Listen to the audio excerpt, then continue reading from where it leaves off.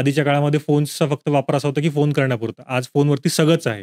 म्हणजे कितीतरी लोकांचे बिझनेस फोनवर चालू आहेत. AI is basically automation on steroids. दुबईमधलं कोणी जर त्याच्यावरती खरंच पैसे खर्च करतंय, इट मीन्स इट इज आता हा त्याचा ऑनसेट आहे असं म्हणता येईल, की इथून पुढे ते बूम होणार आहे, वरती जाणार आहे. म्हणजे पर्सनली माझा एआय बद्दलचा असा व्ह्यू आहे, की कुठलीही गोष्ट शिकण्यासाठी नवीन, जी तुम्हाला काहीही माहीत नाहीये आणि शिकण्यासाठी तुम्हाला सुरू करण्यासाठी एआयचा खूप मोठा फायदा होतो. एखाद्या वर्षी जर का 400 मुलं इंजिनिअर म्हणून बाहेर पडतायत, त्या 400 पैकी 4 मुलं तरी वापरतायत का डेरिव्हेटिव्हज आणि इंटिग्रेशनचा पार्ट?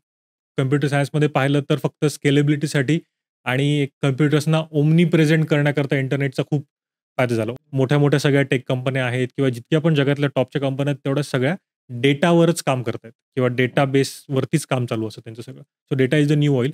प्रत्येकाचा इंडिव्हिज्युअली जर का विचार केला तर best thing AI can do is it can become your personal assistant. नमस्कार मंडळी, अनटॅप बाय गौरवमध्ये तुमचं पुन्हा एकदा स्वागत. आज हा जो भाग आहे, तो मागच्याच भागाला धरून पुढे आपण करत आहोत. मागच्या भागामध्ये तुम्ही दिलेला प्रतिसाद हा खूप आमच्यासाठी समाधानकारक होता आणि प्रोत्साहित करणारा होता. म्हणून आम्ही त्याचा पुढचा भाग म्हणून आम्ही आज या ठिकाणी पुन्हा एकदा एआय ह्या विषयावर चर्चा करणार आहोत.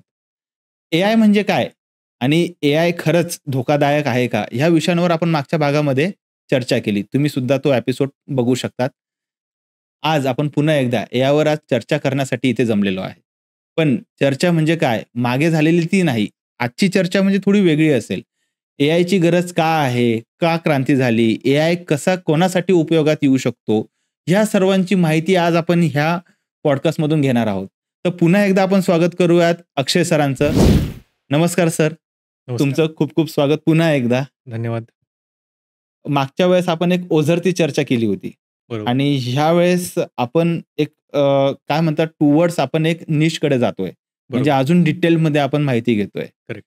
तर कसं वाटलं मागच्या वेळेसचा जो प्रतिसाद आपल्याला मिळाला त्यावर तुम्ही काय सांगाल? ॲक्चुअली मागच्या पॉडकास्टचा प्रतिसाद मिळाला तेव्हा मी जिथे कुठे लिंक शेअर केली किंवा जिथून कुठून रिस्पॉन्सेस आले, पॉडकास्ट बघून ज्या लोकांचे मेसेज, फोन आले, मोस्टली असं होतं की पहिली तर गोष्ट म्हणजे सरप्रायझिंगली पॉडकास्ट हीच गोष्ट बरेच जण नव्याने डिस्कव्हर करतायत. बरं. That was shocking for me. मला असं वाटलं की खूप लोकांना माहिती असेल किंवा कॉमन गोष्ट आहे, बट तसं नाहीये. So that was first shock. Second, मी आता पॉडकास्ट रिलीज झाल्यानंतर बरंचसं ट्रॅव्हल पण केलंय. आम्ही आमच्या गावाकडे पण गेलो होतो. तिकडनं असा रिस्पॉन्स आला गावाकडच्या मुलांचा, की एआयचा फक्त लाँग फॉर्म माहिती होता, artificial intelligence.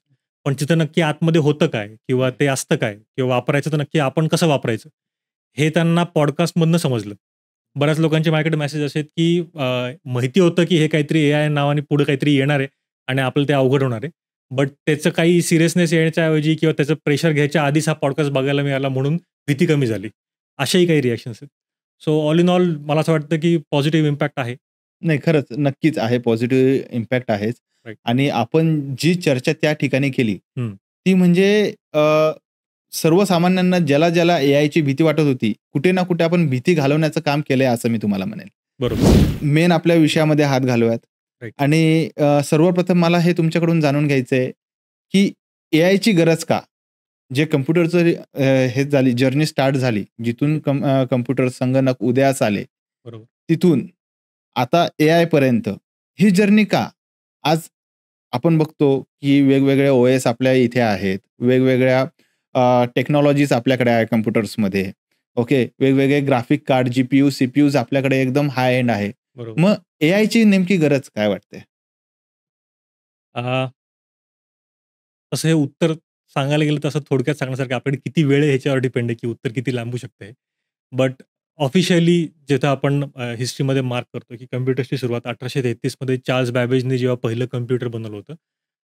That was a calculator, computer म्हणता येणार नाही. Basic okay. कॅल्क्युलेटर होतं आणि that was a mechanical calculator जे बनवलं गेलं होतं. सो तिथून कॉम्प्युटरची सुरुवात झाली. बट जसे-जसे कॉम्प्युटर्स इव्हॉल्व होत गेलेत, म्हणजे साध्या कॅल्क्युलेटरवरनं पूर्ण एक रूम भरून मोठं कॉम्प्युटर असायचं मेकॅनिकल. मग त्याच्यामध्ये काही इलेक्ट्रॉनिक पार्ट्स यायला लागले, इलेक्ट्रिकल पार्ट्स आले, मग इलेक्ट्रॉनिक पार्ट्स आले. असं होत त्याची साईज छोटी-छोटी होत गेली आणि मग आता कॉम्प्युटर हे अगदी आपल्या मोबाईलच्या आकाराचं झालंय. ह्याच्यापेक्षा पण छोट्या साईजचे कॉम्प्युटर्स आता अवेलेबल आहेत. सो त्याचा आकार छोटा-छोटा होत गेलाय. बट जितकं याचं एव्होल्यूशन होत गेलंय कॉम्प्युटर्सचं, त्या सगळ्या प्रोसेसमध्ये 2 गोष्टी खूप जास्त प्रकर्षाने कॉम्प्युटर्सनी घडवून आणल्या. एक म्हणजे डेटा आणि डेटाचं प्रोसेसिंग जे करण्याचं पद्धत आहे. ह्या 2 गोष्टी मेनली त्यांनी खूप बदलल्या. कारण की जेव्हा आपण जर परत एकदा कॅल्क्युलेटरचं जर एक्झाम्पल घेतलं, तर ते एक्झाम्पल असं आहे की मला जर माझं गणित जर का वीक आहे, मी जर का मॅथ्समध्ये खूप कमी आहे किंवा माझं डोकं चालत नाही जास्त, तर त्या केसमध्ये एक छोटंसं कॅल्क्युलेटर वापरून मी डे टू डे लाईफचे कामं करून टाकू शकतो. सेम स्केल अप जर केलं तर कॉम्प्युटर्स हेल्प करतात डे टू डे लाईफचे कामं करण्याकरता. आज मोबाईल फोन आपले तेच करतात, की दिनचर्या जी आपली आहे, ती सोपी केली आहे. आधीच्या काळामध्ये फोन्सचा फक्त वापर असा होता, की फोन करण्यापुरता. आज फोनवरती सगळंच आहे. म्हणजे कितीतरी लोकांचे बिझनेस फोनवर चालू आहेत. सो रूटीन लाईफ त्यांनी ईझी केले लोकांकरता, सगळ्यांकरता. तर डेटाची अवेलेबिलिटी खूप फास्ट झाली त्याच्यामध्ये. त्यात इंटरनेटचा त्याला सपोर्ट झाला. इंटरनेट इज अल्सो कॉम्प्युटर सायन्समध्ये पाहिलं तर फक्त स्केलेबिलिटीसाठी आणि कॉम्प्युटर्सना ओमनी प्रेझेंट करण्याकरता इंटरनेटचा खूप फायदा झाला. ओमनी प्रेझेंट म्हणजे बेसिकली एक कुठलंतरी कॉम्प्युटर कुठेतरी लांब ठेवलेलं आहे, राइट? त्या कॉम्प्युटरवर सगळा डेटा स्टोअर केलेला आहे आणि तो डेटा रिमोटली कितीतरी 1000 किलोमीटर लांब बसून सुद्धा तुम्ही तो डेटा ॲक्सेस करू शकता. हे इंटरनेटनी नेटवर्किंगमुळं पॉसिबल झालं. सो कॉम्प्युटर एका ठिकाणी ठेवून आपल्याला कुठेही ॲक्सेस करणं सोपं होत गेलं. हा जो प्रवास पूर्ण झालेला आहे, या प्रवासामध्ये मेन चॅलेंज होतं, की हा डेटा मॅनेज करणे पहिली गोष्ट. आणि डेटा नुसता मॅनेज करणे म्हणजे स्टोअर करणे आणि तो रिप्रोड्यूस करणे हे नाही. तर डेटा ॲब्स्ट्रॅक्शन नावाचा एक प्रकार असतो. जो खूप महत्त्वाचा आहे. कारण की तो डेटा ज्याला जितका पाहिजे, त्याला तितकाच मिळाला पाहिजे. त्याच्यात एक प्रायव्हसीचा पार्ट असतो किंवा त्याच्यामध्ये फिल्टर्सचा पार्ट असतो. सो ते ॲब्स्ट्रॅक्शन तेवढं महत्त्वाचं आहे. आणि दुसरी खूप महत्त्वाची गोष्ट आहे, जी त्याच्याबद्दल जास्त बोललं जात नाही. डेटाबद्दल खूप बोललं जातं.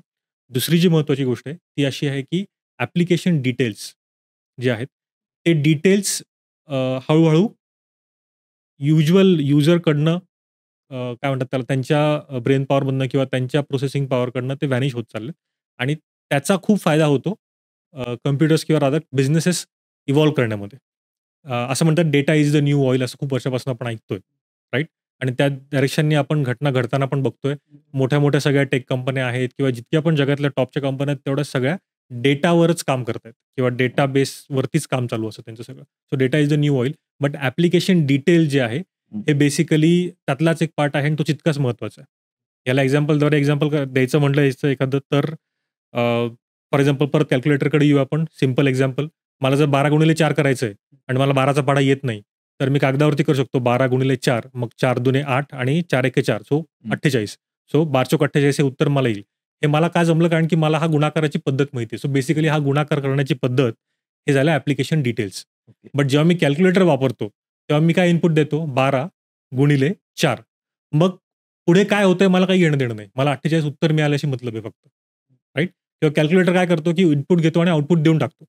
आत त्यांनी स्वतः काय प्रोसेस केली, हे मला माहिती असण्याचं काही कारण नाहीये. बरोबर. Right? So this is application details. So data आणि ॲप्लिकेशन डिटेल्स या 2 गोष्टींचाच वेगवेगळ्या पद्धतीने ह्यांचं ॲब्स्ट्रॅक्शन करून वेगवेगळ्या पद्धतीने ह्याला इव्हॉल्व करूनच एआय आता पुढे-पुढे सरकत चाललाय, की सुरुवात झाली कॉम्प्युटर्सपासून, मग डेटा स्टोरेज फॅसिलिटीज झाल्या, मग त्या इव्हॉल्व होत गेल्या, मग इंटरनेट आलं, मग रिमोटली डेटा ॲक्सेस करता यायला लागला. त्या डेटाबरोबर हे ॲप्लिकेशन डिटेल्स पण स्टोअर करणं सोपं झालं, कारण की हाय एंड कॉम्प्युटर्स आले आणि आता एआयमुळं या ॲप्लिकेशन डिटेल्स स्टोअर करणं, या ॲप्लिकेशन डिटेल्स बेसिकली नॉलेज म्हणता येईल याला. हे नॉलेज स्टोअर करणं इतकं सोपं झालंय, की याला ॲज अ सर्व्हिस म्हणून आपण सेल करू शकतो. मागच्या पॉडकास्टमध्ये आपण एक विषय घेतला होता, की एआयमुळे खरंच जॉब जाणार का? हं. तर आता त्या प्रश्नाला मी उलटं करतो. एआयमुळे कोणकोणते जॉब्स नवीन क्रिएट होतील किंवा कोणकोणत्या बिझनेसमध्ये, व्यवसायांमध्ये, उद्योगधंद्यांमध्ये एआय चा वापर करून त्यांचा जो दुप्पट म्हणा किंवा तिप्पट म्हणा, बिझनेस वाढवायला मदत करेल, असं काही? ओके. जॉब्स येतील आत्ता ज्या पद्धतीने डिमांड आहे, हं, जे खूप बघितलं जातंय. मी आजच सकाळी एक आर्टिकल वाचलं, की दुबईचे जे क्राउन प्रिन्स आहेत हं. हमाद, त्यांनी एक एआय ट्रेनिंग इंजिनिअर्सना किंवा एआय पूर्ण वर्कफोर्स रेडी करण्याकरता प्रॉम्प्ट इंजिनिअरिंगचे कोर्सेस त्यांनी अनाउन्स केलेत बरं. आणि they are spending huge amount of money on that. So prompt engineering आत्तापर्यंत आपण इंडिव्हिज्युअल ॲड्समध्ये किंवा LinkedInच्या पोस्टमध्ये जे एआय इंडस्ट्रीमधले जे टॉपचे लोकं आहेत, त्यांच्या बोलण्यामध्ये आपण ऐकत होतो, की प्रॉम्प्ट इंजिनिअरिंग हे खूप कामाला येणार आहे किंवा हे खूप इन डिमांड स्किल असणार आहे. बट देन सिन्स आता दुबईमधलं कोणी जर त्याच्यावरती खरंच पैसे खर्च करतंय, इट मीन्स इट इज आता हा त्याचा ऑनसेट आहे असं म्हणता येईल, की इथून पुढे ते बूम होणार आहे, वरती जाणार आहे. So that is the first job. Prompt इंजिनिअरचा जो जॉब असणार तो सगळ्यात पहिले. सो आपण लास्ट पॉडकास्टमध्ये बोललो की प्रॉम्प्ट इंजिनिअरिंग म्हणजे काय. बेसिकली एआयला कमांड देण्यासाठी किंवा इन्स्ट्रक्शन देण्याची एक स्पेसिफिक पद्धत असते. त्याला प्रॉम्प्ट इंजिनिअरिंग असं म्हणतात किंवा प्रॉम्प्टिंग असं म्हणतात. तो ती स्किल जी आहे ती तुमच्या कम्युनिकेशन स्किलवर डिपेंड असतो. तो पहिला जॉब आहे. तो जॉब जर कोणाला त्याच्यामध्ये एंट्री करायचं असेल किंवा तो शिकायचा असेल तर तुमचं कम्युनिकेशन स्किल चांगलं असणं गरजेचं आहे. बरोबर. तुम्हाला गोष्टी डिस्क्राईब करता येणं चांगलं गरजेचं आहे. So that is first. हे नॉन टेक्निकल लोक सुद्धा करू शकतात. दुसरं म्हणाल तर आपल्याकडे कन्सल्टन्सी हा प्रकार आहे. बिझनेस कन्सल्टन्सी, प्लेसमेंट कन्सल्टन्सी वगैरे, वगैरे. सो एक असं म्हणता येईल की ज्यांनी एआय फील्डमध्ये काम केलंय, त्या लोकांसाठी चांगली अपॉर्च्युनिटी आत्तापर्यंत ज्यांनी काम केलं त्यांच्यासाठी खूप कमी आहेत. बट त्यांच्यासाठी अशी अपॉर्च्युनिटी आहे की नवीन बिझनेसेस ज्यांना एआय अक्वायर करायचं, त्यांना त्यांच्या बिझनेसमध्ये एआय इम्प्लिमेंट करायचं आहे, त्यांना हे आयडेंटिफाय करून द्यायचं की तुम्हाला एआयची गरज कुठे आहे. पहिले तर गरज आहे का नाही? बिझनेस तुमचं काय आहे ह्याच्यावर डिपेंड आहे. कसं फाइंड आउट करायचं गरज आहे का ओके. नाही? सो एआयची गरज पहिले आहे का नाही फाइंड आउट करायचं असेल तर सगळ्यात पहिले हे समजून घ्यायला पाहिजे की एआय नक्की करतो काय? जसं बरं. आपण लास्ट पॉडकास्टमध्ये ऐकलं की AI is basically automation on steroids. आणि आपण ते मूव्हीच्या गाण्याचं एक्झाम्पल पाहिलं की एक 5 हो. मिनिटामध्ये पूर्ण एक गाणं तयार होऊ शकतं. सो अशी कुठली तुमच्या बिझनेसमध्ये प्रोसेस आहे का की जी प्रोसेस खूप लाँग लास्टिंग आहे, खूप वेळ लागतो ती प्रोसेस व्हायला, त्याच्यामध्ये खूप ह्युमन एफर्ट्स जातात, खूप ब्रेन पॉवर जाते आणि त्याच्यानंतर towards the end or at the end कधी-कधी आउटपुट पाहिजे तसं मिळत नाही. Then you have to reiterate everything आणि तेवढा वेळ परत द्यावा लागतो. अशा जर तुमच्या बिझनेसमध्ये प्रोसेस असतील, तर त्या प्रोसेस तुम्हाला ऑटोमेट करण्याकरता एआयची गरज आहे. मग तिथे तुम्हाला एआयची गरज तुमच्या बिझनेसमध्ये आहे. This is how you can identify. जर अशी कुठलीच प्रोसेस नसेल की तुम्हाला त्याच्यामध्ये खूप दिवस किंवा आठवडे जात आहेत आणि मग रिझल्ट काय तो कळत नाहीये, तर मग तिथे तुम्हाला आत्ता एआयची गरज नाहीये. First thing to identify. कारण की छोटंसं उगीच काहीतरी आमच्याकडे रजिस्ट्रेशनचं ॲप्लिकेशन आहे किंवा पेरोल मॅनेजमेंटची सिस्टम आहे किंवा आमच्याकडे टॅली वापरतात, पण टॅलीच्या ऐवजी आम्हाला एआय थ्रू सगळे कॅल्क्युलेशन्स करायचे आहेत. So that will be overkill. त्याला काहीच म्हणजे खूप जास्त हाय-फाय टेक्नॉलॉजी आणून छोटंसं काहीतरी काम केल्यासारखं होईल. So that is not feasible. तसं करू नये. अशी काही मोठी प्रोसेस असेल, तिथे एआय वापरावा. This is how you should identify. आणि एआय इम्प्लिमेंट करताना पण त्याच्यामध्ये अशी प्रोसेस तुम्ही इम्प्लिमेंट करा, अशा प्रोसेसवर एआय इम्प्लिमेंट करा, ज्या प्रोसेसमध्ये खूप तुम्हाला लाँग टर्म काम करता येईल. उगीचच गेटचे ॲप्लिकेशन्स किंवा एंट्री एक्झिट ॲप्लिकेशन्स हे एआय एनेबल्ड करण्यासाठी बंद पडू नका. जर काय एखादं एक्झाम्पल द्यायचं झालं तर फॉर एक्झाम्पल सिव्हिल इंडस्ट्रीमध्ये, सिव्हिल कन्स्ट्रक्शन इंडस्ट्रीमध्ये काँक्रीट जेव्हा कन्स्ट्रक्शनच्या आधी ठरवतं की कुठल्या टाईपचं काँक्रीट फायनलाइज करा. तो जो ब्लॉक बनतो काँक्रीटचा, तो ब्लॉक बनणं हे प्रत्येक साईटवरती काही सेम कंपोजिशन नसतं. त्या साईटच्या आसपास जे मटेरियल अवेलेबल आहे, त्याप्रमाणे तो ब्लॉक बनतो. मग ते प्रत्येक साईटला वेगवेगळं कंपोजिशन अवेलेबल असतं. सो तो ब्लॉक कुठला फायनल करायचा हे वेगवेगळ्या कंपोजिशनचे ब्लॉक ट्रायल एंड एरर्सवरती ते बनवतात. 28 दिवस ते ब्लॉक क्युरेट करावे लागतात आणि मग 28व्या दिवशी तो ब्लॉक बनल्यावर कळतं की कुठल्या टाईपचा ब्लॉक हा किंवा कुठल्या टाईपचं सिमेंटचं कंपोजिशन हे या कन्स्ट्रक्शन करता वापरायचं, जे सुटेबल आहे. पण मधला हा 28 दिवसाचा वेळ जो आहे, हा कंटिन्युअसली ट्रायल एंड एररवर चालू असतो. की 28व्या दिवशी जर का जेवढे ब्लॉक बनवले सगळे जर फेल गेले, तर 28 दिवस वाया गेले. पण जर असा एखादा एआय डेव्हलप केला गेला, जो एआय कंपोजिशन दाखवतानाच सांगू शकेल की 28व्या दिवशी काय आउटपुट येईल, हे बरोबर आहे का नाही. तर त्या केसमध्ये ते 28 दिवसाचं काम 15 मिनिटावरती आलं. मग that is the real implementation of AI. या पद्धतीने आपलं. जसं आता तुम्ही सांगितलं की बिझनेस ओनरनी पहिले पडताळून बघा. बरोबर. काही प्रोसेस ओरिएंटेड असतील तुमचे कामं, ते एआय करू शकतो. अजून त्याला लागून एक माझा असा प्रश्न आहे, जेव्हा आपण एखाद्या इंडस्ट्रीकडे बघतो, तर प्रत्येक इंडस्ट्रीमध्ये काही ना काही एआय असतीलच. आणि मी असं बघतो की सर्वसामान्यांना फक्त एखाद दुसरं एआयच माहीत असतं. आता जास्त पॉप्युलर झालेला ChatGPT एवढंच माहिती आहे. आता जेमिनी आलं म्हणून जेमिनी सगळ्यांना माहिती आहे. बरोबर. कारण की ते Googleचं आहे. Googleने तसं हे केलंय. पण असे भरपूर काही असेल ते त्या क्षेत्रामध्ये फेमस असतील किंवा त्या क्षेत्रामध्ये अग्रेसर असतील असे. राइट. आपण जसं लास्ट टाइम डिस्कस केलं होतं की ज्याचे जे इंटेन्शन आहे डेव्हलपमेंट करण्याचं एआय, त्याप्रमाणे एआय डेव्हलप होत गेलेले. जनरलाइज जे मार्केटमध्ये टूल्स आहेत की जे कमर्शियल पॉइंट ऑफ व्ह्यूने बनवलेले आहेत, ते मोस्टली मीडिया जनरेशन करणारे एआय आहेत. इमेज जनरेट करणारे पेड टूल्स आहेत. व्हिडिओ देणारे आहेत काही. खूप असे हाय डेफिनेशन किंवा खूप ॲडव्हान्स नाही आहेत. But then there are tools की जे करतायत. जे स्पेसिफिक रिझननी बनवलेले आहेत. फॉर एक्झाम्पल ChatGPTचं जे आहे ते की जनरल पब्लिकला सर्व्ह करायचं आहे आणि त्याच्यामध्ये मल्टिपल डोमेन्सचा डेटा त्यांनी यूज करून ट्रेन केलेला आहे. सो तिथे मेडिकल फील्डचा माणूस जाऊन चॅट करू शकतो आणि काही इन्फॉर्मेशन घेऊ शकतो. तिथे सिव्हिल जाऊ शकतो, इंजिनिअरिंग फील्डचा जाऊ शकतो. सो कोणी पण तिथे जाऊन डेटा इंटरॅक्ट करून आपलं प्रॉब्लेम सॉल्व्ह करून घेऊ शकतो. रिसेंटली मी काही व्हिडिओज असे पाहिले, की अ, काही लोकं असे आहेत, की जे त्यांचं स्वतःच्या बँक स्टेटमेंट्स अपलोड करतात ChatGPTवरती बरं. आणि ते म्हणतात, की हे माझं वर्षभराचं बँक स्टेटमेंट आहे आणि हे बघ आणि मला सांग, की मी कुठं पैसा वाया घालवतोय किंवा मी कुठं पैसा वाचवू शकतो अजून.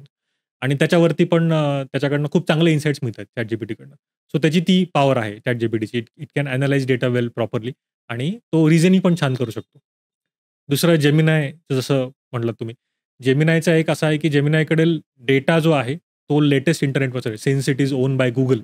सो जो डेटा आहे, तो सगळ्या इंटरनेटवरचा लेटेस्ट डेटा आहे आणि Google सर्च इंजिन त्याच्या मागे उभा असल्यामुळे, तो इंडेक्सिंगचा जो पार्ट आहे, की Googleवरती ऑलरेडी सगळा डेटा इंडेक्स करून ठेवलेला आहे. आपण ज्याला म्हणतो, की सर्च केले, की पहिल्या 10 रिझल्टमध्ये येतो. तो सगळा डेटा ऑलरेडी Googleकडे आहे. वेल मॅनेज्ड आहे. तो सगळा डेटा यूज करून Gemini तुम्हाला देतं.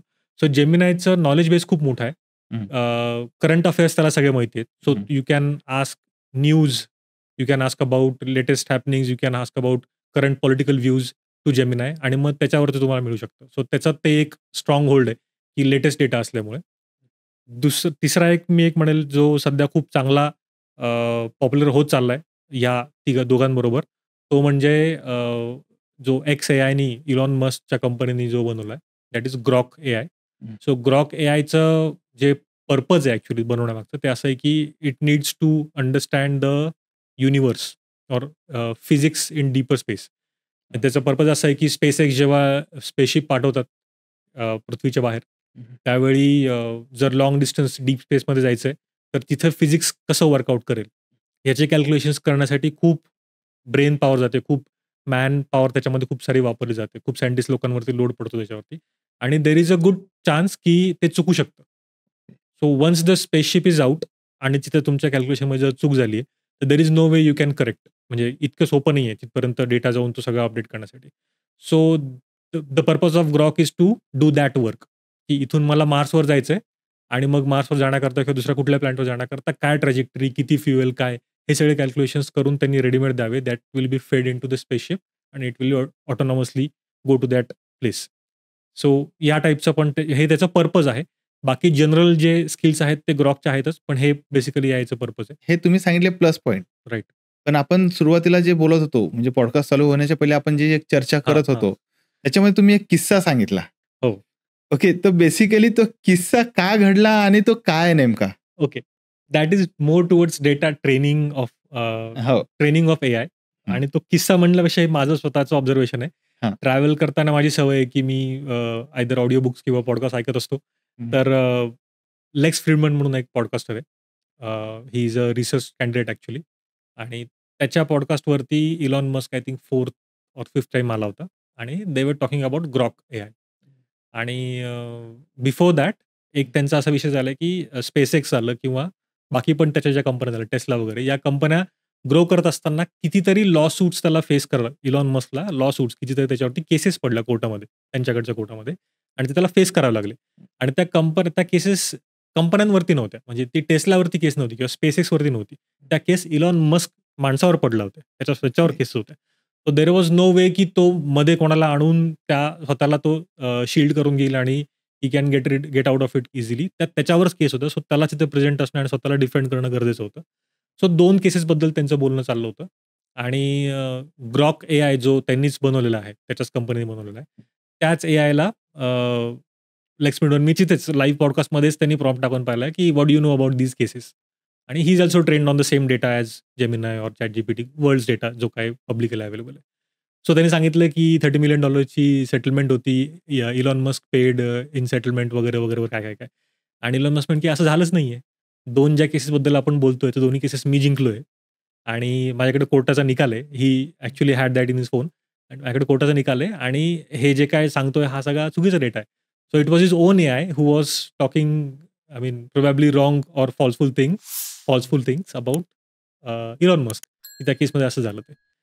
सो त्या पॉडकास्टमध्ये हा विषय होऊन ते पुढे निघून गेले पुढच्या विषयाकडे. बट देन ऑब्झर्वेशन असं आहे, की जर का जो डेटा तुम्ही वापरताय ट्रेन करताना, तो डेटा जर का चुकीचा असेल किंवा तो जर का बरोबर आहे का नाही ह्याची पडताळणी केली नसेल, तर हे बऱ्याच वेळेला होऊ शकतं, की चुकीचाच ॲन्सर येऊ शकतं. आता ग्रॉक एआयने दिलेला ॲन्सर बरोबर आहे की नाही, का चूक आहे का काय आहे, हे व्हेरिफाय करणारा कोण आहे?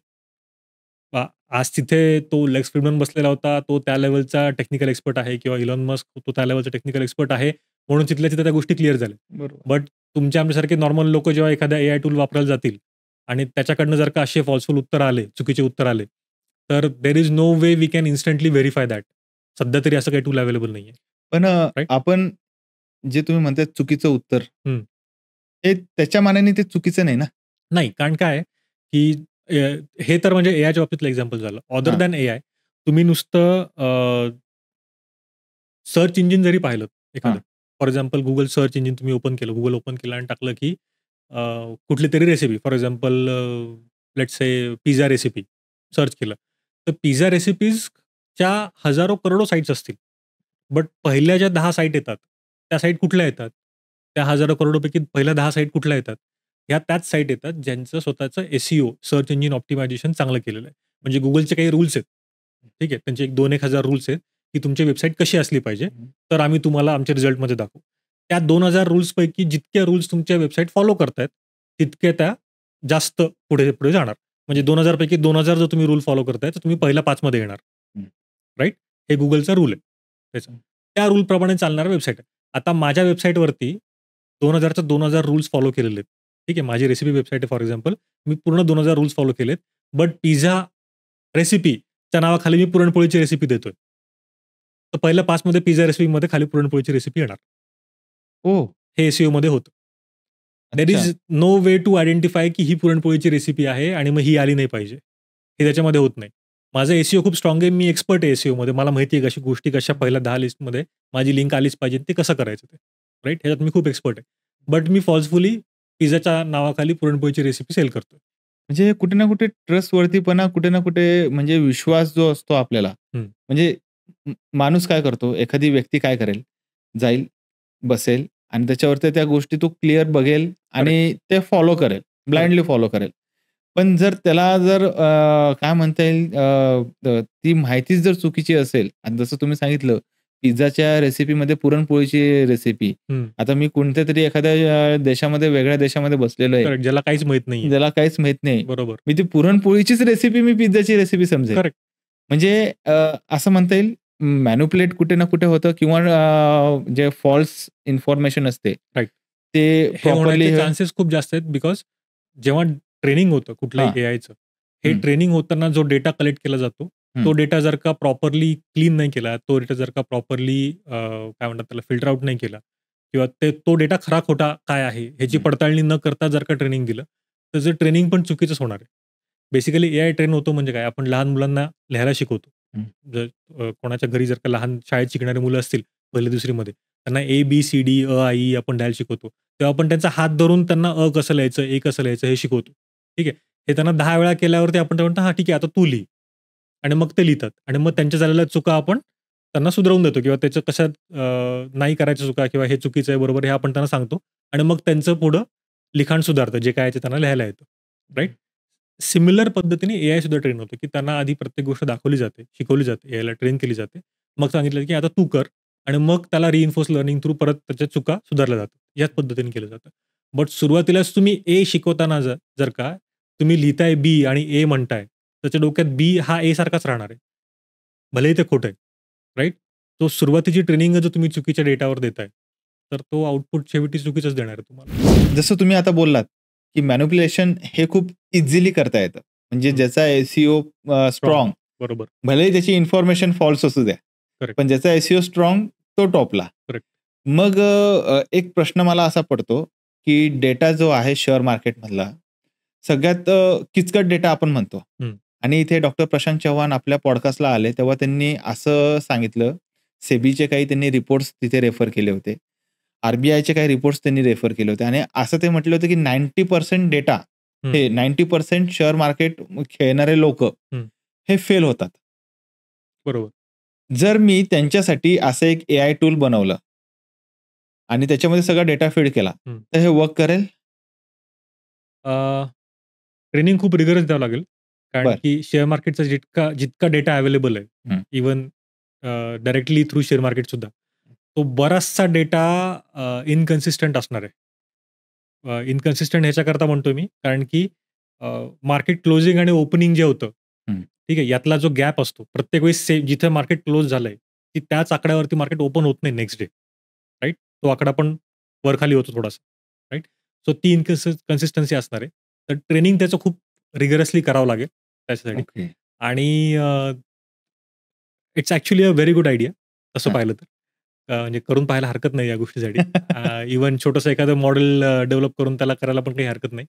बट देन रिअल लाईफमध्ये जर का 10% सक्सेस रेट आहे, तर त्या 10% सक्सेस रेटपेक्षा पुढे जाऊन म्हणजे मे बी त्याला 20-30% सक्सेस रेट करण्याकरता खूप जास्त डीप जाऊन ट्रेनिंग करावं लागेल. But that will work. आणि ओके. मेन की डेटा मॅनिप्युलेशन जो पार्ट आहे, तो त्यातनं एक्सक्लुझिव्हली बाहेर ठेवला गेला पाहिजे, की उद्या जाऊन जेव्हा युजर्स येतील, तर युजर्सना ॲक्चुअल जेव्हा काही कुठे ट्रेड टाकायचा काही नाही, हे जेव्हा तो एआय सांगेल, त्यावेळी हे मॅनिप्युलेट नाही झालं पाहिजे. पण इझी मॅनिप्युलेशन तर शक्य आहे ना? हां, तुमचा डेटा जर मॅनिप्युलेटेड असेल. आता फॉर एक्झाम्पल उद्या मी मुद्दामून ते आणलं. हं. एआय आणला. ओके. एआयवर तुम्हाला एकदम 15 दिवस, 20 दिवस प्रॉपर तुम्हाला नंबर्स दिसले, फिगर दिसले. Correct, okay. ते करेक्ट, प्रॉपरली तुम्हाला त्या गोष्टी दिसल्या. करेक्ट, पण 16व्या 17व्या दिवशी मी मुद्दामून मॅनिप्युलेट केलं. करेक्ट. ओके. मी कोणासोबत माझी XYZ कंपनीसोबत डील झाली आहे. हं. की आणि ह्यांचे ट्रेड्स आपल्याला बरोबर हां, आहे. हर्षद मेहता स्कॅममध्ये बघितलं, हं, की तुमचे शेअर मी एकदम आकाशाला भिडवतो. हं. तुमचे जे व्हॅल्यू असते ती. तर तसं पण याच्यामध्ये होऊ शकतं. That would be illegal but illegal आहे पण but done by actually AI. Done by AI that मी दॅट काही विल करू हॅव शकत नाही. That will have definitely have some consequences but बरं, असे आता शेअर मार्केटचंच आपण उदाहरण घेऊ. ओके. शेअर मार्केट कशावर चालतं? जे आपल्याला इकॉनॉमिक्समध्ये किंवा फायनान्समध्ये डिमांड एक अँड सप्लाय. बेसिक आपल्याला शिकवलं जातं. जेव्हा आपण ॲडमिशन घेतो तेव्हा आपल्याला एक गोष्ट शिकवली जाते, खरेदी आणि विक्री. विक्री. ओके. तर सेल आणि बाय ह्या 2 गोष्टींवर ते सगळ्या गोष्टी चालतात. आणि demand and supply basically. Demand and demand supply. खूप असेल आणि येस. कमी शेअर असेल तर किंमत वर जाते. आणि डिमांड कमी असेल आणि खूप सारे शेअर्स मार्केटमध्ये असतील तर किंमत खाली येते. मग हे जी गोष्ट आहे डिमांड अँड सप्लाय तुम्ही म्हणतात, हे त्याला कसं कळू शकेल? तो आयडेंटिफाय कसं करू शकेल? कारण की हे पूर्ण ह्युमन बेस आहे. करेक्ट. मग ते कसं तिथे तो हे करू शकेल? ठीक आहे. आत्ताच्या सिस्टम ज्या आहेत, हं. म्हणजे एआय बाजूला ठेवून फक्त शेअर मार्केट गव्हर्न करणाऱ्या सिस्टम आहेत. That is not AI. That is just a simple software. Simple softwares use करा. त्या सॉफ्टवेअर्समध्ये एकच गेम आहे, की लेट्स से एका कंपनीचे 100 शेअर्स आहेत मार्केटमध्ये. त्यातले 70 शेअर्स सेल आउट झालेले आहेत. People on those 70 shares. Okay. So 30 share उरलेले आहेत. सो या उरलेल्या 30 पैकी जितके शेअर्स जातील, तितके उरलेल्या शेअर्सची किंमत वाढत जाईल. ओके. कारण की टोटल नंबर ऑफ शेअर्स 100 आहेत. ठीक आहे. आणि समजा 80-85 शेअर्स विकले गेले. 15 शेअर उरलेत आता. तर या 15 शेअर्सची किंमत खूप हाय असेल. बट देन आता शेअर्सची किंमत खूप हाय झाली म्हणून 85 ज्यांच्याकडे आहेत शेअर्स, त्या लोकांनी शेअर्स सेल करायला सुरुवात केली. ठीक आहे. सो सेल आउट करतात म्हणजे हे शेअर्स परत मार्केटमध्ये येतात. टू बरोबर. Buy again. राइट? सो तेवढे नंबर ऑफ शेअर्स कंपनीचे मार्केटमधले वाढत गेले. जे ओपन टू बाय आहेत आणि शेअर ओनर्स कमी होत गेले. सो अवेलेबल शेअर्स जास्त आहेत आणि ऑक्युपाईड शेअर्स किंवा ओन शेअर्स जे आहेत लोकांकडनं ते कमी होत चालले. सो ऑटोमॅटिक त्याची किंमत खाली येत जाते. राइट? हेच लॉजिक आहे. विदाऊट एआय सुद्धा सॉफ्टवेअर हेच ट्रॅक करतं, की कुठल्या शेअरचं काय त्याप्रमाणे किंमत वर जास्त होते. दुसरी गोष्ट त्याला एक अफेक्ट करते, की म्हणजे जर हा जो पार्ट पाहिला हा इकॉनॉमिक्सच्या पॉइंट ऑफ व्ह्यूने पाहिला फक्त तर बरोबर. डिमांड सप्लायचा. आणि दुसरा जर अँगल पाहिला तर जनरली काय घडतंय? कंपनीवरती एखादी केस पडली किंवा एखाद्या फ्रॉड ॲक्टिव्हिटीजमध्ये कंपनीचे ऑफिसर्स सापडले. That is a negative thing for company. मग त्या केसमध्ये पटकन ते शेअर्स डंप केले जातात. हं. माझ्याकडं समजा 50 शेअर माझ्याकडे एकट्याकडेच आहेत आणि मला असं वाटलं की अरे या कंपनीचे फ्रॉडमध्ये सापडले. नाही चांगली कंपनी. मला वाटलं भीती कंपनी बंद पडेल, माझे शेअर्सचे पैसे वाया जातील. मी 50 पैकी 40 शेअर डंप करून टाकले मार्केटमध्ये. सो अचानक मार्केटमध्ये शेअर्स येऊन गेले. अवेलेबिलिटी ऑफ शेअर्स वाढली compared to demand of shares. त्याच्यामुळं प्राईस पडून गेली खाली. याच गोष्टीमुळं मार्केट पुढे मागे आणि वर-खाली होत राहतं. म्हणजे एक मोठी पाहिलं. ह्याच्यामध्ये भरपूर फॅक्टर्स आहेत अजून. बट हे एक मेजर फॅक्टर आहे, की हेच ॲक्चुअली घडतं. सो याला जर का एआयच्या अँगलनी करायचं म्हटलं, तर आपल्याला एआय मार्केट म्हणण्यापेक्षा आपल्याला एआयला फोकस करावं लागेल, की जनरल गोष्टी काय चालल्या आहेत. म्हणजे न्यूजवरती लक्ष ठेवून त्याचा मार्केटवर काय इम्पॅक्ट होईल, हे प्रेडिक्ट करणारच आपल्याला AI बनतं. ओके. इंडियन एज्युकेशन सिस्टममध्ये मला AI आणायचंय. ओके. ओके. तर मी कसं आणू शकतो? आता इंडियन एज्युकेशन सिस्टम ॲक्चुअली आपल्याकडे बराच पार्ट आपल्या एज्युकेशनचा हा ॲक्चुअल लर्निंगपेक्षा तुमची मेमरी टेस्ट करण्यावरती आहे. म्हणजे तुम्ही जर का परीक्षा देताय आणि तुम्ही एखादं उत्तर जर का लिहिताय हं, त्याच्यामध्ये, तर ते उत्तर लिहिताना तुम्ही किती पुस्तकाप्रमाणे लिहिताय किंवा तुम्हाला किती जसं शिकवलं तसं लिहिताय का तुमच्या भाषेत लिहिताय, राइट? तुमची मेमरी काय आहे? ह्याच्यावर डिपेंड करतं तुम्हाला किती जास्त मार्क आहेत. तो ही गोष्ट रिप्लेस करण्यासाठी एआय जे काही करू शकत असेल, ते सगळं करण्यासाठी एआय वापरण्याची गरज आहे. पहिली गोष्ट. हा माझा पर्सनल ओपिनियन आहे ॲक्चुअली.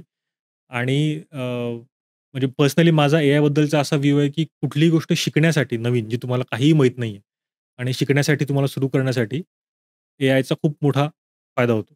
मी मागच्या वर्षभरामध्ये बऱ्याचशा अशा नवीन गोष्टी शिकलोय माझ्या फील्डमधल्या, की ज्या मला अदरवाईज शिकायला प्रोबॅबली 7-8 महिने लागले असते. बट बिकॉज मला एआय इंटरॅक्शन्स येत होत्या आणि मला लवकर ॲक्सेस मिळाला आणि मी या सगळ्या गोष्टी करायला सुरुवात केली. प्रोबॅबली मॅटर ऑफ 15-20 डेजमध्ये मी अशा लेव्हलला पोहोचलो होतो, की I was able to communicate about those things. खूप पटकन मला ग्रास्प करता आलं. ठीक आहे. येणाऱ्या जनरेशन्स खूप स्मार्ट आहेत. आता जी लहान मुलं आहेत, शाळेत आहेत, कॉलेजमध्ये आहेत, ते खूप स्मार्ट आहेत. त्यांना पटकन टेक्नॉलॉजी समजते कारण की त्यांच्या जन्माच्या आधीपासून टेक्नॉलॉजी त्यांच्याकडे आसपास आहे. त्यांनी जसे डोळे उघडले तसं टेक्नॉलॉजी पाहिली आहे. सो आपल्यासाठी टेक्नॉलॉजी जितकी नवीन म्हणू शकतो, की अरे हे काय नवीन आलं आता. त्यांना नवीन काहीच नाही. त्यांना माहिती आहे की इव्हॉल्व होत राहणार आहे. एक-एक गोष्ट नवीन-नवीन येत राहणार आहे. So mentally they are already prepared. They come prepared असं म्हणता येईल. त्यांचा जन्मच प्रिपेअर्ड होऊन येतो. सो त्यांच्यासाठी एआयचा वापर हा खूप सोपा जाणार आहे पूर्ण ह्याच्यात. सो एज्युकेशन सिस्टममध्ये जर एआय आणायचा, तर म्हणजे मी जर माझ्या अँगलनी सांगायचं म्हटलं, तर वर्गातली, शाळेतली पुस्तकं आणि दप्तरं सगळे गायब करायचे आणि प्रत्येक मुलाला एक फक्त पर्सनल असिस्टंट टीचर एआयच्या फॉर्ममध्ये द्यायचा, की तो मुलगा शाळेत कुठे जरी गेला किंवा बाहेर जरी कुठे असला, तरी तो त्या टीचरशी त्यांनी इंटरॅक्ट करता आलं पाहिजे. क्लासरूम टीचिंग जे आहे, हे क्लासरूम टीचिंग खूप मिनिमम असलं पाहिजे आणि ॲक्चुअल प्रॅक्टिकल ॲप्लिकेशन प्रत्येक गोष्टीचं. म्हणजे जर का आपण वर्गात शिकतोय फिजिक्सचा एखादा law, first law of motion शिकतोय. तर फर्स्ट लॉ ऑफ मोशनचं स्टेटमेंट एकदा तुम्ही स्क्रीनवरती वाचलं, की थिअरी संपली. त्यानंतर डायरेक्ट ग्राउंडवरती जाऊन बॉल फेकून बघायचं, की फर्स्ट लॉ ऑफ मोशन म्हणजे नक्की काय होतं ते. आणि त्या बॉलला ॲनलाईज करून तुम्हाला हे सांगेल, की बघ तू हा असा बॉल फेकलास, तो या डिस्टन्सपर्यंत या अँगलनी गेला, मग तो खाली पडायला सुरुवात झाली. बिकॉज त्याच्यावरती ग्रॅव्हिटेशनचा फोर्स अप्लाय झाला होता. एक्सटर्नल फोर्स अप्लाय झाला होता. सो या पद्धतीने शिकणं जास्त गरजेचं आहे. हे तुम्हाला असं नेमकं म्हणायचंय, की इंटरॅक्टिव्ह एज्युकेशनकडे आपण टुवर्ड्स जाऊ. Correct. With assistance of AI. Interactive education, की ॲक्चुअल गोष्टी अप्लाय करून बघायच्या. म्हणजे आपण इंटिग्रेशन डेरिव्हेटिव्ह शिकतो, पण अप्लाय कुठं करतो? म्हणजे किती इंजिनिअरिंगचे स्टुडंट असे आहेत, की जे इंजिनिअरिंग झाल्यानंतर जे शिकलेत मॅथ्समध्ये, त्यांनी त्यांच्या जॉबमध्ये जाऊन ते अप्लाय केलंय. खूप कमी, हाताच्या बोटावर मोजण्या इतके असतील. जे रिसर्चमध्ये गेले तेच मेनली. मग ते शिकण्याचा पॉइंट काय? What's the point of putting that into curriculum? म्हणजे एका कॉलेजमधनं एखाद्या वर्षी जर का 400 मुलं इंजिनिअर म्हणून बाहेर पडतायत. त्या 400 पैकी 4 मुलं तरी वापरतायत का डेरिव्हेटिव्हज आणि इंटिग्रेशनचा पार्ट? किती त्यांच्या लाईफमध्ये पुढे कामाला येतो? पण ते जर प्रॅक्टिकली शिकले तर मे बी ते अप्लाय करू शकतील कारण की दे नो की वेअर टू अप्लाय दॅट. अजून जर दुसरा पार्ट पाहायचा म्हटला तर एक्झामिनेशन जो आपल्याकडे प्रोसेस आहे, की आधी शिकायचं आणि मग एक्झाम द्यायची. हं. हा आपल्याकडे एक एज्युकेशनचा पॅटर्न आहे, की आधी पुस्तक वाचायचं, त्या पुस्तकावरनं समजून घेऊन मग एक्झाम द्यायची. मग त्यातलं तुम्हाला जितकं आठवतंय तेवढं तुम्ही हुशार. कारण की एक्झाममध्ये तेवढे जास्त मार्क पडले तुम्हाला. हे कुठेतरी चेंज झालं पाहिजे. रिटर्न एक्झाम्स हा प्रकार थोडा कमी करून ऑनलाईन एक्झाम्स जास्त वाढतील. आणि जर एआयच्या सपोर्टने करायचं म्हटलं, तर मी असं म्हणेल की एक्झामिनेशनचा पार्टच पूर्ण एलिमिनेट करून टाकायचा. एक स्पेसिफिक पिरियड द्यायचा. लेट्स से 1 आठवड्याचा वेळ दिला. या आठवड्याच्या पूर्ण आठवड्याच्या वेळामध्ये त्या स्टुडंटनी with the help of AI असं काहीतरी बनवून दाखवायचं किंवा असं काहीतरी करून दाखवायचं. एक live project sort of thing, की ज्यातनं पूर्ण 6 महिनेच त्याचं लर्निंग त्याच्यामध्ये आलं पाहिजे. त्याचे स्किल किती डेव्हलप झाले. 6 महिन्यात त्यांनी जे काही एआयसोबत शिकलं ते खरंच त्याला लँड झाले, किती त्याच्या डोक्यात बसलंय, हे त्या प्रोजेक्टमधनं कळून आलं पाहिजे. आणि मग एआयच इव्हॅल्युएशनला मदत करेल. या आठवड्याभरामध्ये त्यांनी काय प्रश्न विचारले एआयला? काय एआयकडनं मदत घेतली? याच्यावरनं एआय इव्हॅल्युएट करेल, की त्याला किती कळल्यात गोष्टी. सो दॅट वेगळा कोणीतरी टीचर परत बसून परीक्षेचे पेपर चेक जसे करतो, तसे पेपर चेक करणारं कोणी नाही. त्या प्रोसेसमधनंच समजेल, की ह्याला किती नॉलेज ॲक्चुअली गेन झालंय. आणि प्रत्येकाला स्वतःच्या लर्निंग कॅपॅसिटीप्रमाणे शिकता येईल. जे सध्या असं आहे की 6 महिन्यामध्ये 400 मुलांनी इतके विषय, इतके त्याचे टॉपिक्स हे सगळ्यांनी लक्षात ठेवलेच पाहिजेत आणि शिकलेच पाहिजेत. प्रत्येकाची तेवढी कॅपॅसिटी नसते. कोणी 400 पेक्षा जास्त ठेवू शकतं. राइट? आणि कोणाला 200 ठेवणं पण म्हणजे डोक्याच्या पलीकडची गोष्ट होऊन जाते त्यांची कॅपॅसिटीच्या.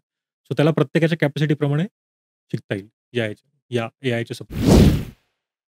आता हे झालं एज्युकेशन. ओके. मग मेडिकल याच्यामध्ये फील्डमध्ये कसा याचा उपयोग आपल्याला करता येईल किंवा येणाऱ्या काळामध्ये असं कोणत्या गोष्टी असतील एआयच्या ज्या मेडिकल फील्डमध्ये आपल्याला बघायला मिळेल? ओके. मेडिकल फील्डमध्ये मोस्टली डॉक्टर्सची पण जेव्हा चर्चा होते एआय टॉपिकवरती, तेव्हा त्यांच्याकडनं एकच चॅलेंज येतं, की मेडिकल फील्डमध्ये ना एखादी प्रोसिजर करणे किंवा ट्रीटमेंट देणे किंवा काय झालंय कळल्यावर त्याच्यावरती औषधं लिहून देणं, हे चॅलेंज नाहीये. हे डॉक्टर लोकं खूप इझिली करतात. त्यांना हे प्रॅक्टिसनी पण जमतं आणि ही गोष्ट अशी आहे, की थोडंसं डिस्कस करून पण त्यांना पटकन सॉल्व्ह करता येतं. बट डायग्नोसिस करणं, म्हणजे पेशंट जेव्हा येऊन बसतो, तेव्हा तो त्याच्या लँग्वेजमध्ये त्याला जे वाटतं ते सांगतो. हे समजून घेऊन डायग्नोज करणं, that is the biggest challenge. म्हणजे जितक्या डॉक्टर्सना मी पर्सनली भेटलो, या टॉपिकवरती डिस्कस झालंय आमचं, सगळ्यांकडनं ऑलमोस्ट 100 पैकी 100% म्हणता येईल. त्यांना चॅलेंज एकच आहे, की डायग्नोज प्रॉपर करणं इज द बिगेस्ट चॅलेंज त्याच्यामध्ये. सो तिथे जर का एआय इम्प्लिमेंट केला, तर तो सुद्धा खूप चांगल्या पद्धतीने हेल्प करू शकतो. आय थिंक आपण लास्ट पॉडकास्टमध्ये पण डिस्कस केलं होतं, की जर का आपण कॅन्सरचं एक्झाम्पल कॅन्सरचं एक्झाम्पल राइट? आपण डिस्कस ते केलं होतं. घेतलं होतं. सो तो डेफिनेटली तिथे हेल्प करू शकतो मेडिकल फील्डमध्ये सुद्धा डायग्नोसिस करण्याकरता. एक वॉटसन एआय म्हणून एक आहे. IBM ची डेव्हलप केलेली सिस्टम आहे ती. त्यांनी लीगल ॲडवायझर जे वकील जे असतात, तशा फॉर्ममध्ये त्याला डेव्हलप करायला सुरुवात केली आणि it did very good work. चांगल्या पद्धतीने लीगल ॲडवाईस तो देऊ शकला. Now they have after that they have started training it on medical data and it is also doing good work on diagnosing the diseases. Recently मी एक केस अशी पण वाचली आहे ChatGPTच्याच बाबतीत, की काहीतरी 16-17 डॉक्टर्सकडनं चुकीचं डायग्नोसिस किंवा रादर डॉक्टर्सनी सांगितलं, की ह्याचं डायग्नोसिस एक्झॅक्टली कळत नाहीये काय आहे प्रॉब्लेम ते आणि लाईन ऑफ ट्रीटमेंट चुकत गेली किंवा लाईन ऑफ ट्रीटमेंटच ठरली नाही असं काहीतरी झालं. आणि या सगळ्यातनं फेडअप होऊन त्यांनी ChatGPTवरती सिम्प्टम्स अपलोड केले. रिपोर्ट्स अपलोड केले, जे काय टेस्ट झालं होतं वेगवेगळ्या त्या सगळ्याचे आणि त्याच्यावरनं ChatGPTनी जे डायग्नोसिस केलं, that was actually the correct diagnosis आणि त्याच्यावरनं लाईन ऑफ ट्रीटमेंट चालू केली, तर त्या मुलाचा प्रॉब्लेम सॉल्व्ह झाला. आय हॅव द आर्टिकल ते सर्च केलं तरी मिळेल आपल्याला Googleवरती कुठेही. Maybe after recording I will send it to you. Sure, नक्की. आता हे झालं एज्युकेशन, त्याच्यानंतर मेडिकल हं. आणि फायनान्सच्या याच्यामध्ये जे रिपोर्ट्स असतात, लंबे रिपोर्ट्स, त्याला पण मदत होऊ शकते आपल्याला बनवायला एआय थ्रू. म्हणजे आपण ते इनपुट्स पुट केले किंवा आता कसं असतं ऑडिट्स असतात. हं. आपण सीएसकडे गेलो, तर बऱ्याचदा आपलं असतं ITR आपल्याला फाईल करायचं असेल. हं, हं. त्या ठिकाणी सुद्धा एआयचं येणाऱ्या काळामध्ये आपल्याला दिसेल, असं वाटत नाही? येस, करंटली ॲक्चुअली आत्ता जी काय सिस्टम डेव्हलप करणं चालू आहे.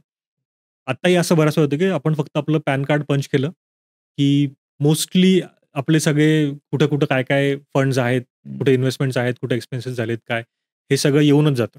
म्हणजे without help of any human हं. किंवा एनी सीए कुठल्या सीएचं इंटरव्हेन्शन करण्याच्या आधीसुद्धा तुम्ही फक्त पॅन कार्ड आणि डॉक्युमेंट्स प्रोव्हाईड केले, की त्या ITR फायलिंग सिस्टमला समजून जातं कुठं-कुठं काय-काय आहे आणि it shows you the form जे काय तो ऑटोमॅटिक केलेला, तो सगळा येऊन जातो. सो बऱ्याच गोष्टीत ते ऑटोमेट झालेलं आहे. But then if you introduce AI into it, then it will give you proper insights, की ठीक आहे या वर्षात तुमचं खूप जास्त झालं खर्च. तर तुम्हाला इथे-इथे कमी करता येईल पुढच्या वर्षामध्ये किंवा तुम्ही आता लोन्स घेतले पाहिजेत का नाही घेतले पाहिजे इथून पुढे. हे जे बेसिकली फायनान्स ॲडवायझर्स सांगतात, हे एआय खूप जास्त ॲक्युरेटली सांगतो. जसं मी सुरुवातीला सांगितलं पॉडकास्टच्या, की मी रिसेंटली काही केसेस पाहिलेत, की ज्याच्यामध्ये त्यांनी बँक स्टेटमेंट अपलोड केलेत डायरेक्टली. त्यांचे बरोबर. सॅलरी स्लिप्स अपलोड केल्यात, सगळ्या फायनान्शियल डिटेल अपलोड केल्यात आणि एआयला सांगितलं, की बघ ॲनलाईज कर माझा असा-असा प्रॉब्लेम आहे. माझ्याकडे इतके-इतके लोनची लायबिलिटी आहे. I don't know how to figure this out आणि तू मला सांग, की आता मी ह्याच्यातनं कसं बाहेर पडू शकतो. आणि त्यांनी रस्ता दाखवला, की तुम्हाला कुठले खर्च कमी करायला पाहिजेत. तुमचं हॉटेलिंग जास्त आहे का तुमचं ट्रॅव्हलिंग जास्त आहे? तुमचे फालतू खर्च होत आहेत का नाही होत आहेत? तुमचे मेडिकल एक्सपेन्सेस कुठे तुम्ही कट डाउन करू शकता. या सगळ्या गोष्टींवरती एआयनी प्रॉपरली त्यांना इन्साइट्स दिलेत आणि गाईड पण केलं. सर, आता माझा एक शेवटचा प्रश्न आहे. ओके. ठीक आहे, तुम्ही बऱ्याचदा ह्या पॉडकास्टमध्ये, मागच्या पॉडकास्टमध्ये पण तुम्ही बऱ्याचशा गोष्टी सांगितल्या. हं. पण मला तो प्रश्न परत एकदा विचारायचा आहे, ॲज अ समराईज आपण म्हणू शकतो किंवा अ, काय तुम्ही म्हणाल त्या गोष्टीला, की एक प्रोसेस ओरिएंटेड. तर मला हा असा प्रश्न विचारायचा आहे तुम्हाला, की एक कॉमन मॅन हं. किंवा एक जनरल पब्लिक जी असते, एक जनता जी असते, असे कोणकोणते एआयज त्यांना डे टू डे लाईफमध्ये हेल्प करतील? म्हणजे प्रोफेशनल पण असू शकतात हं. किंवा त्याच्यामध्ये असं असू शकतात, बिझनेसमन पण असू शकतात. पण असे कॉमन कोणते असे एआय आहे, त्यांना डे टू डे लाईफमध्ये त्यांना मदत करतील? ओके. अ, जेव्हा आपण जनरल पब्लिकचा विचार करतो, जनरल हां. पब्लिकबद्दल जेव्हा आपण बोलतो, तेव्हा जर प्रत्येकाचा इंडिव्हिज्युअली जर का विचार केला, तर best thing AI can do is it can become your personal assistant. Okay. Right? For example मी आय रन अ बिझनेस. ठीक आहे. My domain is software and technology in all that. ठीक आहे. तो लेट्स से मी Google Geminiला माझं personal assistant म्हणून सुरू केलं वापरायला. ठीक आहे. आणि right from the beginning of the day my phone is with me. प्रत्येक वेळी माझा फोन कुठेतरी असतो आसपास. ठीक आहे. आणि मी त्याच्याशी बोलत गोष्टी सांगायला सुरुवात केली, की मला रिमाइंड कर. ठीक आहे. मला रिमाइंड कर, की पुढे जाऊन आज मला काय-काय गोष्टी करायच्या आहेत. ठीक आहे. किंवा एखादा मेल पाठवायचा आहे, तर मला रिमाइंडर ठेव. हे मी सुरू केलं वापरायला. सो पहिली गोष्ट पर्सनल असिस्टंट म्हणून जेव्हा आपण त्याला वापरू, ठीक आहे. त्यावेळी प्रत्येकाच्या नीड्स वेगळ्या असतील. स्टुडंटला पर्सनल असिस्टंट म्हणून लर्निंगमध्ये हेल्प पाहिजे असेल. ओल्ड एज लोकांना मे बी त्यांच्या काही प्रॉब्लेम्स आहेत, त्याच्याबद्दल हेल्प पाहिजे असेल. माझ्यासारखे काही आहेत लोकं ज्यांना डेली प्रॉडक्टिव्हिटीवरती जास्त फोकस करायचा असतो, त्यासाठी हेल्प पाहिजे असेल. And AI can handle all this आणि विथ ईज. राइट? ते सगळं तो करू शकतो. सो मी म्हणेल, की जर का जनरल पब्लिकने एआय यूज करायचा आहे, तर ideal case is using it as a personal assistant. जर यूज करायचा आहे तर. आणि मग देन तुम्ही ज्या पद्धतीने त्याला वापराल, त्या पद्धतीने तो मोल्ड होऊन तुम्हाला त्या पद्धतीने तुम्हाला सपोर्ट करेल. Okay, that is the okay. Thing. म्हणजे असं म्हणता येईल, की आपण जे तुम्ही मला सांगितलं, त्याचं असं घेता येईल, की उद्या मला काही काम करायचंय किंवा मला उद्या काही रिसर्च करायचा आहे. मी एक हं, विद्यार्थी आहे. करेक्ट, मला एखादी हिस्ट्रीचा कन्सेप्ट समजून घ्यायचा आहे किंवा सायन्सचा कन्सेप्ट समजून घ्यायचा आहे. करेक्ट. तर मी त्या याला जाऊन प्रॉपर त्या एआय टूल एआय वरती जाऊन. टूल्सला जाऊन बरोबर. मी ते शिकू शकतो. करेक्ट, किंवा मी वर्किंग असेल, एक वर्किंग पर्सन असेल, करेक्ट. तर मग माझ्या डे टू डे लाईफमध्ये जर मला काही प्रॉब्लेम येत असतील किंवा माझ्या टू डूमध्ये मला काही लिस्ट ॲड करायच्या असेल हं, किंवा काही गोष्टी ॲड करायच्या, तर खरंच म्हणजे फायद्याचं राहील. करेक्ट. खरंच हा मोलाचा सल्ला आहे. पुन्हा एकदा खूप खूप धन्यवाद. एवढी आम्हाला मोलाची माहिती सांगितली आणि ह्या सीरीजला दुसरा भाग घेऊन तुम्ही मोलाचा हात आम्हाला दिलाय. त्यासाठी खूप खूप धन्यवाद. पुन्हा एकदा आमच्या टीमकडून तुमचा आभार. धन्यवाद. मला पुन्हा एकदा परत बोलण्याबद्दल धन्यवाद. Thank you sir. Thank thank you. You so much. Thank you.